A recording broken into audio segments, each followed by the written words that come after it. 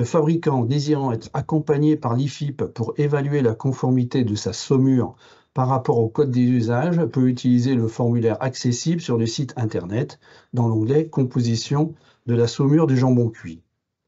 Les informations sur l'entreprise permettent à l'IFIP de reprendre contact avec le demandeur pour éventuellement obtenir des précisions afin que les calculs soient les plus fiables possibles. Elles permettront de renvoyer les résultats du calcul initial, de proposer d'éventuelles modifications et de discuter avec le fabricant de divers problèmes techniques qu'il pourrait rencontrer. Les informations doivent être les plus précises et complètes possibles, en particulier pour le sel ordinaire et le sel nitrité. Les sucres peuvent être apportés sous forme simple, mais aussi servir de support aux antioxydants ou d'autres composés à dose réduite. La composition du mélange technologique doit être connue le plus précisément possible et renseignée par le fournisseur.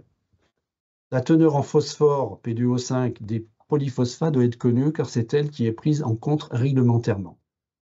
Les antioxydants peuvent aussi être incorporés dans la saumure sous forme simple.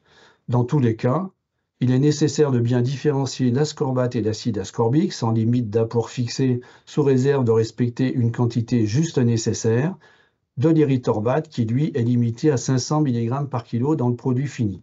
Il est primordial d'indiquer le taux d'injection le plus juste possible, contrôlé au quotidien, et le rendement de cuisson doit aussi être contrôlé à chaque fabrication et rapporté ici en valeur moyenne par type de jambon.